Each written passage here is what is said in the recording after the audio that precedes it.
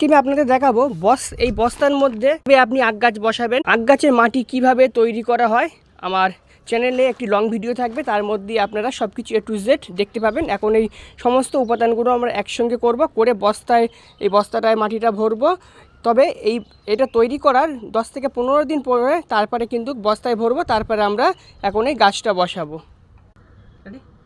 মুখ সময় দেখা 10 দিন আগে আমরা মাটি তৈরি করে নিয়েছিলাম, সেই মাটিটা আমরা বস্তার মধ্যে দিয়ে দিয়েছি। পরিমাণ সবজির খোসা দিয়ে দেবো, আবারও আমরা এইভাবে মাটি দিয়ে দেবো।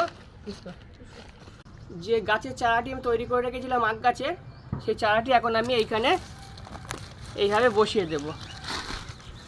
আখ গাছের চারাটি এখন আমি এইভাবে বসিয়ে দেবো। দেখুন বন্ধুগণ, আমি আখ গাছটি এখন বস্তার মধ্যে বসিয়ে দিয়েছি। দেওয়ার পর এখানে আমি কিছু পরিমাণ পানি দিয়ে দিয়েছি, দিয়ে এটা ছায়াযুক্ত জায়গায় রেখে দেবো। আখ গাছের কীভাবে চারা তৈরি করতে চ্যানেলে ভিডিও আছে, আপনারা দেখবেন।